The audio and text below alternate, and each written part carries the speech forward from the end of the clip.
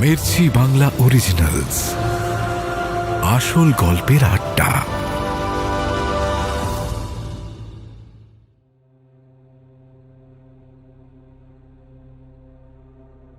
একটা ধপ করে শব্দে ঘুম ভাঙল সৌদামিনীর। ঘরে কি চোর ঢুকলো নাকি? পাশ ফিরে বুঝলেন স্বামী হরিশ্চন্দ্র বিছানায় নেই। এক অজানা আশঙ্কায় মনটা কেঁপে উঠল সৌদামিনীর। দুটো ঘর পরেই আছে তার বোন হিরণময়ী। হিরণময়ীর রূপের খবর এখন দেশ ছাড়িয়ে বিদেশেও ছড়িয়ে পড়েছে। এক ভালো রূপবান অভিজাত বংশের পাত্রের সাথে বিয়ে দেবেন বলে নিজের কাছে এনেছিলেন। এখন সেই রূপের জ্বালা তার সংসারেও প্রায় আগুন লাগিয়েছে। তবে কি হরিশ্চন্দ্র হিরণময়ীর ঘরের দিকেই? প্রচণ্ড রাগে লণ্ঠনটা নিয়ে চৌকাঠ পেরিয়ে বাইরে এলেন সৌদামিনী। এসে যা দেখলেন তাতে তার হাত পা ঠান্ডা হয়ে গেল। শিরদাঁড়া দিয়ে একটা হিমেল স্রোত নেমে গেল। বারান্দার এক ধারে একটা কালো র্যাপারে ঢাকা লোক দাঁড়িয়ে আছে। এই অন্ধকারেও বোঝা যায় তার হাতে লক লক করছে একটা ছোরা। হরিশ্চন্দ্রবাবুকে এক কোণে ঠেসে ধরে তার গলায় ঠেকিয়ে রেখেছে অস্ত্রটা। তার হিস হিসে কণ্ঠস্বর শোনা গেল, জিনিসটা কোথায় আছে বল। জানি না, জানি না বললেন হরিশ্চন্দ্রবাবু। তবে রে, বলে সে মাথায় তার ছোড়ার বাঁট দিয়ে প্রচণ্ড আঘাত বসিয়ে দিল। আ বলে হরিশ্চন্দ্রবাবু চিৎকার করে উঠতেই তার মুখে হাত চাপা দিল লোকটা। দরজার আড়ালে ভয় কাঠ হয়ে দাঁড়িয়ে আছেন সৌদামিনী। গলা দিয়ে আওয়াজটাও বের করতে পারছেন না। তবে হরিশ্চন্দ্রের চিৎকারে বোধ হয় ঘুম ভেঙেছে চাকর বাকরদের। নিচে আলো জ্বলার শব্দ আর মৃদু গুঞ্জন টের পাওয়া গেল। শেষবার জিজ্ঞেস করছি, কোথায় আছে বল। লোকটার গলা শুনে বোঝা যাচ্ছে সে অধৈর্য হয়ে উঠেছে। হরিশ্চন্দ্রবাবু কোনো মতে আঙুল তুলে দেখিয়ে দিলেন একটি ঘরের দিকে। চেঁচালে কিন্তু ছোড়াটা বসিয়ে দিয়ে যাব। হুমকি দিয়ে লোকটা ছুটে ঘরে ঢোকার একটু পরেই বেরিয়ে এলো। র্যাপারের মধ্যে যে কিছু একটা আছে স্পষ্ট বোঝা যায়। বারান্দার রেলিংয়ের গায়ে একটা দড়ি বাঁধা ছিল, যেটা ধরে চটপট নেমে গেল লোকটা। তবে কি সেই 7 রাজার ধন চুরি হয়ে গেল? অজ্ঞান হয়ে মেঝেতেই পড়ে গেলেন সৌদামিনী। চায়ের ভাঁড়ে চুমুকটা দিয়ে ঠকাস করে রাস্তায় ফেলে দিল মৌবনী। মাথা ধরেছিল প্রচণ্ড। চাটা খেয়ে এখন একটু শান্তি। 6 সেমেস্টারের শেষ পরীক্ষাটা দিয়ে বেরিয়েছে একটু আগে। প্রায় 2 বছর পর অফলাইন পরীক্ষা দিল।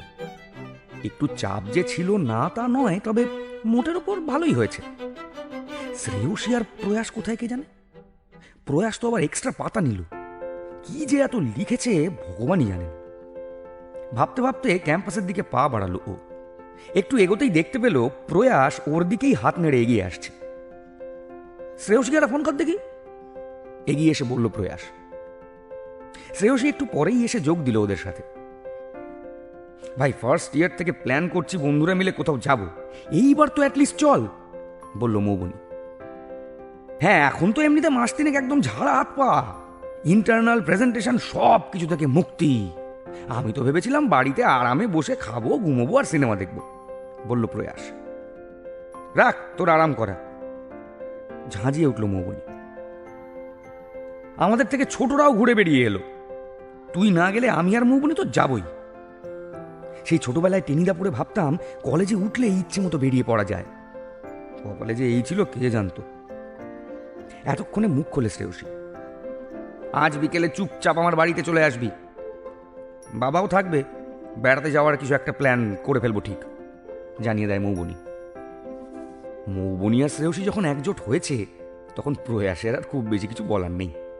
অগত্যা মেনে নিতেই হলো। বিকেল 5টায় একদম। বাসে উঠে শেষবারের মতো একবার চেঁচিয়ে বলে গেল মৌবনী। মৌবনীর বাড়িটা নর্থ কলকাতায়, বাগবাজারের কাছে একটা বনেদি পাড়ায়। এইটা অবশ্য ওর বাবার বাড়ি। ওর বাবা আর মা সেপারেটেড। মা থাকেন দক্ষিণ কলকাতার অভিজাত পাড়ার একটি অ্যাপার্টমেন্টে। ওদের মধ্যে সমস্যা যদিও অনেক দিনের, তবে মৌবনীর কথা ভেবেই একসাথে থেকে গিয়েছিলেন। মৌবনী কলেজে ভর্তি হওয়ার পরেই এই 3 বছর হলো তারা আলাদা থাকা শুরু করেছে। এই বাড়িটাই মৌবনীর বেশি পছন্দের। তার একটা কারণ অবশ্য এখানেই ওর বড় হয়ে ওঠা। বাড়ির পাশের মাঠটায় পাড়ার বন্ধুদের সাথে খেলাধুলো বা একসাথে গলির মোড়ে ভজাদার কাছে অঙ্ক করতে যাওয়া, সেই সরলতাটা এখনো ওই রাস্তায় এলেই টের পায় মৌবনী। ওর বাড়িটা একদম সিনেমায় দেখানো জমিদার বাড়িগুলোর মতো। একটা বড় উঠোনের 3 পাশে ঘর, এক পাশে দরজা, মোটা মোটা থাম আর কড়িবর্গা দেওয়া ছাদ, খড়খড়ি দেওয়া জানলা আর ঘুলঘুলিতে বাসা বেঁধে থাকা পায়রা। এখন অবশ্য অনেকটা অংশ মেরামতির অভাবে আর বাসযোগ্য নয়। একতলাতেই 2-3টে ঘর নিয়ে থাকে ওর বাবা, আর ও এলে ও। একটা ঘরে শুধুমাত্র গাদা গাদা বই। ওর বাবা যাদবপুরে লিঙ্গুইস্টিক্সের প্রফেসর। বইপত্রগুলো মূলত ওর বাবারই। মিত্র ইনস্টিটিউটে ক্লাস 5 থেকে 12 পড়াশোনা করেছে মৌবনী। এখন স্কটিশ চার্চে ইংলিশ অনার্স। ওর বাবা মা কোনোদিনই চাননি মেয়েকে অনেক টাকা খরচ করে কোনো বেসরকারি স্কুলে পড়াতে। তাদের মতে যদি কিছু শিখতে হয় এবং মানুষ হতে হয়, তবে সরকারি স্কুলে পড়েই তা সম্ভব। তার জন্য বেশি টাকা খরচের প্রয়োজন নেই। ছোটবেলা থেকেই ডানপিটে বলে খ্যাতি আছে মৌবনীর। বন্ধুদের সাথে মারামারি করে সুনাম আর দুর্নাম দুই কুড়িয়েছে প্রচুর। স্কুলের ফুটবলের টিমের ক্যাপ্টেন ছিল অনেকদিন। ওকে বেশ ভয় পায় পাড়ার ছেলেমেয়েরা। খুব বেশি বন্ধু বান্ধব ওর কোনোদিনই ছিল না। একে মারকুটে, তার উপর ও নিজেও বেশি কথা বলতে পছন্দ করে না। এখন বন্ধু বলতে ওই কলেজের 2, প্রয়াস আর শ্রেয়সী। বিকেলের দিকে প্রয়াস আর শ্রেয়সী এসে উপস্থিত হলো মৌবনীর বাড়িতে। ওরা এলেই মৌবনীর বাবা মুখার্জি বাবু গলির মোড়ের দোকান থেকে ভেটকি ফ্রাই আর লোটে মাছের চপ নিয়ে আসেন। আজও অন্যরকম কিছু হলো না। তারপর চানাচুর মুড়ি মেখে তেলে ভাজা নিয়ে সবাই গোল হয়ে বসলো বারান্দায়। এই মুখার্জি বাবু মানে সমর মুখার্জি নির্ঝঞ্ঝাট অমায়িক মানুষ ছিলেন। প্রায় 25 বছর হয়ে গেল শিক্ষকতা করছেন। ইউনিভার্সিটিতে যতটা সময় থাকেন সেটা বাদ দিলে বইপত্র, লেখালেখি, সেমিনার ইত্যাদি এইসব নিয়েই তার সময় কেটে যেত।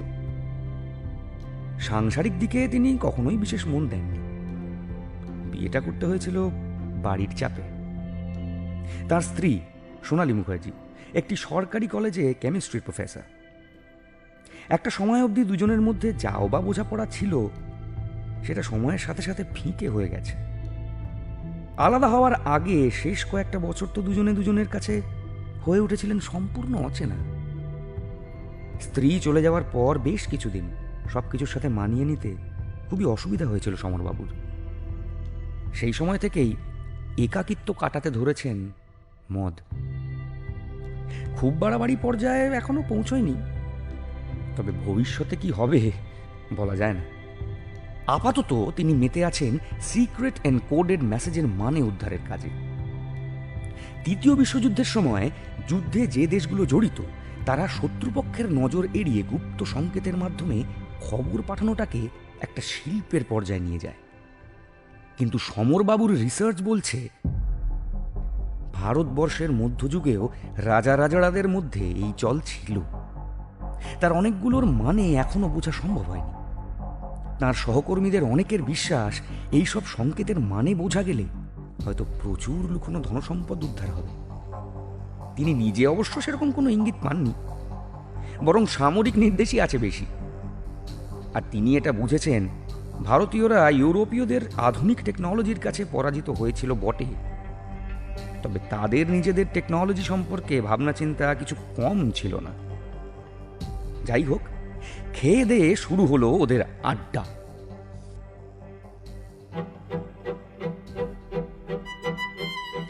আপনি বলুন কাকু, কোথায় যাওয়া যায়? ভেটকি ফ্রাইয়ের শেষটা মুখে পুরে দিয়ে তৃপ্তি করে চেবাদে চেবাদে প্রশ্নটা করে শ্রেয়সী। পাহাড়, জঙ্গল নাকি সমুদ্র জানতে চান সমরবাবু। পাহাড় পাহাড়, একযোগে চেঁচিয়ে ওঠে তিনজন। সিল্ক রুটের বিষয়ে জানো? জিজ্ঞেস করেন সমরবাবু। সিল্ক রুট মানে সিকিম তো, উত্তর দেয় প্রয়াস। আমাদের দেশে সিকিমেই আছে, তবে শুধু সিকিম নয়, সেই খ্রিস্টের জন্মের আগে থেকে এই মধ্যযুগ পর্যন্ত ওই রাস্তাগুলোই ছিল নর্থ আর নর্থ ইস্ট এশিয়ার সাথে আমাদের দেশের যোগাযোগ। বেশিরভাগ ধর্ম যেমন ইহুদি, বৌদ্ধ, ইসলাম এদের সাথে ভারতবর্ষের পরিচয় ঘটেছে এই সিল্ক রুটের মাধ্যমেই। রাস্তার নাম সিল্ক রুট কেন জানো? বলেন সমরবাবু। সিল্কের ব্যবসা হতো বলে, বলে প্রয়াস। হ্যাঁ, চীনের বিখ্যাত সিল্ক নিয়ে ব্যবসায়ীরা এই পথ ধরেই অন্যান্য দেশে বিক্রি করতে যেতেন। এখান দিয়ে মঙ্গল সম্রাট চেঙ্গিস খান ভারত আক্রমণ করেন। বিখ্যাত পর্যটক মার্কোপোলো ভারতে আসেন এই রাস্তা ধরেই। ঐতিহাসিক অ্যাডভেঞ্চারে যাব বলছো আমরা? সমরবাবুর কথা শেষ হওয়ার আগেই বলে ওঠে মৌবনি। না না, ওই সিল্ক রুটেই পড়ে একটা ছোট্ট জনপদ লাচেন। ওখানে অজিত ঘোষাল নামে এক বাঙালি ভদ্রলোক অ্যান্টিক জিনিসপত্রের একটি ব্যবসা ফেঁদে বসেছেন। কিছুদিন আগে উনি কলকাতায় আসেন ব্যবসার কাজে। তখনই আমার এক বন্ধু মারফত ওনার সঙ্গে আলাপ। ওনার বাবা নাকি এই পাড়াতেই মানুষ। ছোটবেলায় উনিও এখানে কিছুদিন থেকেছেন। পরে ওনার বাবার কাজের সূত্রে সপরিবারে ব্যাঙ্গালোরে চলে যান। আমার অবশ্য নামধাম শুনে সেরকম কিছুই মনে পড়ল না। যাই হোক, ওনার কাছে নাকি কিছু একটা অদ্ভুত জিনিস আছে যেটা আমি লিঙ্গুইস্টিক্সের প্রফেসর শুনে দেখাতে চাইলেন। বারবার বললেন অবশ্যই যেন সময় করে একবার সিকিম যাই। তা ব্যাপারটা কি সেটা জানতে আমার খুবই লোভ হচ্ছিল, কিন্তু এই বয়সে একা একা অতটা যাওয়া ঝুঁকি হয়ে যাবে ভেবে আর সাহস হয়নি। তা তোরা যদি ওইখানে যাস, আমিও ঝুলে পড়বো তোদের সাথে। আমি কিন্তু প্রচন্ড রহস্যের গন্ধ পাচ্ছি। পুরো গ্যাংটকে গন্ডগোল কেস, বলে শ্রেয়সী। তোর না সবেতেই বাড়াবাড়ি। শ্রেয়সীকে ধমকে ওঠে মৌবনি। তবে অ্যান্টিকের দোকান যখন, তখন রোমাঞ্চকর কিছু গল্প তো জিনিসগুলোর সাথে নিশ্চয়ই জড়িয়ে থাকবে। বাবা, তুমি এইটাই ঠিক করে ফেলো। বেশ, তবে আমি তাড়াতাড়ি ব্যবস্থা করার চেষ্টা করছি। এই আশ্বাস শুনে তিন বন্ধুর মনটাই নেচে ওঠে।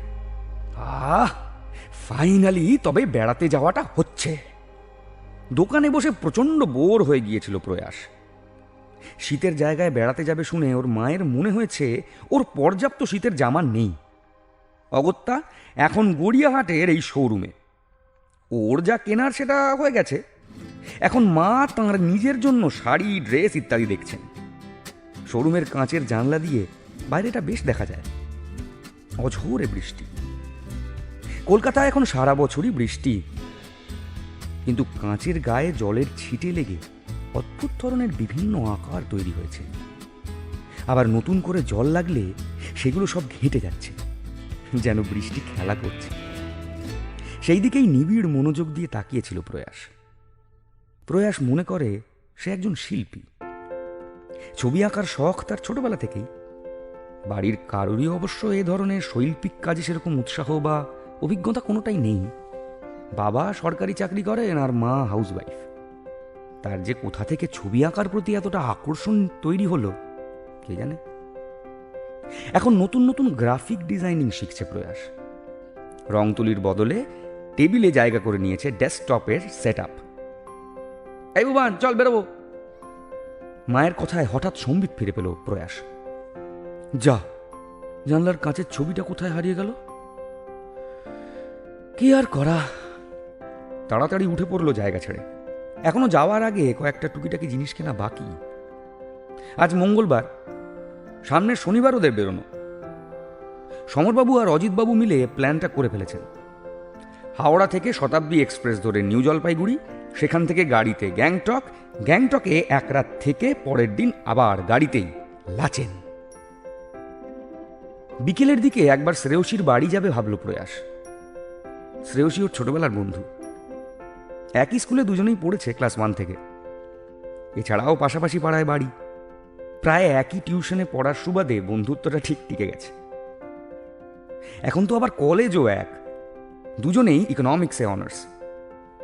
শ্রেয়সীর বাবা বিশাল বড় আর্ট কিউরেটর, মা কর্পোরেট চাকরি করেন। ওদের বাড়িতে ওই জন্য অনেক দামি পেইন্টিং, ভাস্কর্য এবং নানা শিল্পকর্মের নিদর্শন রয়েছে। প্রয়াস অনেক সময় নিজের কাজের জন্য ওদের বাড়ি গিয়ে সেসব স্টাডি করে। শ্রেয়সীর বাবাও প্রয়াসকে খুবই হেল্প করেন। অনেক সময় আর্ট সম্পর্কে এমন সব বইপত্র পড়তে দেন যা এদেশে প্রায় পাওয়াই যায় না। এছাড়া ওদের বাড়িতে গেলে বেশ ভালো মন্দ খাওয়া যায়। এই দুজন কিন্তু দুজনের থেকেই সম্পূর্ণ আলাদা। গল্পের বই পড়তে একেবারেই ভালোবাসে না প্রয়াস। শ্রেয়সী আবার গল্পের বই, বিশেষত ডিটেকটিভ বইয়ের পোকা। প্রয়াস ঝাল খেতে পারে না বিশেষ, কফি খায় দুধ চিনি দিয়ে। শ্রেয়সী এর ঠিক উল্টোটা। প্রয়াস পছন্দ করে বেশি লোকের সাথে না মিশে নির্জনে বসে ছবি আঁকতে, আর শ্রেয়সী প্রতিদিন নতুন নতুন বন্ধু পাতাবে এবং প্রয়াসকে সেখানে টেনে নিয়ে যাবে। এভাবেই ওদের বন্ধুত্ব হয়েছে মৌবনির সাথে। মৌবনি প্রথমে একটু বিরক্তই হয়েছিল শ্রেয়সীর প্রতি, পরে যখন বুঝলো মেয়েটির মনে সেরকম কোনো জটিলতা নেই, তখন থেকেই বন্ধুত্বের শুরু। যদিও অনেক দিন অবধি মৌবনি মনে করত প্রয়াস আর শ্রেয়সী ওকে একটু করুণার চোখেই দেখে। মৌবনি ওদের মতো শৌখিন নয়, ওদের মতো ফ্লুয়েন্টলি ইংরেজিতে কথাও বলতে পারে না। এখন অবশ্য সে ধারণা পাল্টেছে বলাই বাহুল্য। শ্রেয়সীর বাড়িতে গিয়ে ওকে বাড়িতে পেল না প্রয়াস। বাঁশির ক্লাস করতে গেছে শ্রেয়সী, এটা নতুন শখ তার।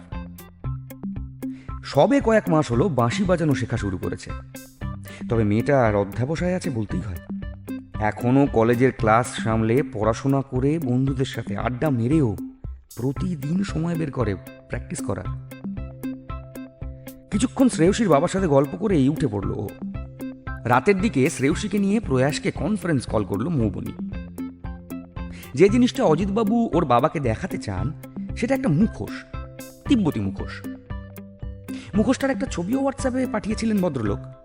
কালোর ওপর লাল রঙের বড় বড় 3টে চোখ আঁকা, বিশাল দুপাটি দাঁত দেখা যাচ্ছে, আর দুই পাশের দাঁত দুটো মুচড়ানো গোফের মতো দুপাশে বেরিয়ে আছে। হলুদ রঙের মোটা ভুরু, মাথার ওপর 5টা নরকঙ্কালের মুন্ডু, 2 কানের উপর দিয়ে শিং বেরিয়েছে। এমন মুখোশ যে কোনো পাহাড়ি জায়গায় বেড়াতে গেলে হামেশাই দেখতে পাওয়া যায়। এই মুখোশটার আলাদা করে বিশেষত্ব কি তা তিনি বলেননি, সেটা নাকি সেখানে গেলে বোঝা যাবে। উফ, ফেলুদার গোয়েন্দাগিরিও তো শুরু হয়েছিল মুখোশ দিয়েই রে। এখানেও আমাদের একটা গোয়েন্দাগিরিতে জড়িয়ে পড়তে হবে দেখিস, বলে উঠল শ্রেয়সী। এই এই তোর আবার শুরু হলো, একটু ফেলুদা ফ্যান্টাসি থেকে বেরোতো দেখি, বলল প্রয়াস। কিন্তু কারোরই কোনো ধারণা ছিল না শ্রেয়সীর কথাটা কতটা সত্যি হয়ে উঠবে সিকিম যাওয়ার পর। দেখতে দেখতে শনিবার চলে এলো।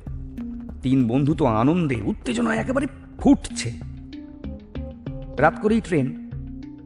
স্টেশনে প্রয়াসের মা এসেছিলেন ওকে ছাড়তে। শ্রেয়সীর অবশ্য বাবা মা দুজনেই এসেছিলেন। মৌবনির বাবা তো নিজেই যাচ্ছেন।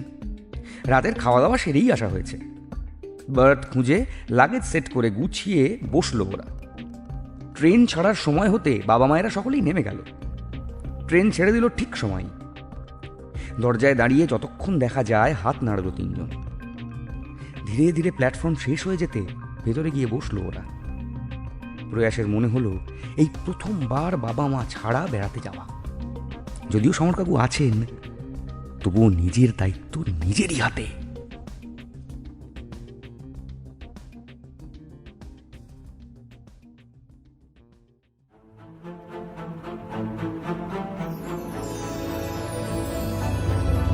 মির্চি বাংলা অরিজিনালস, আসল গল্পের আড্ডা।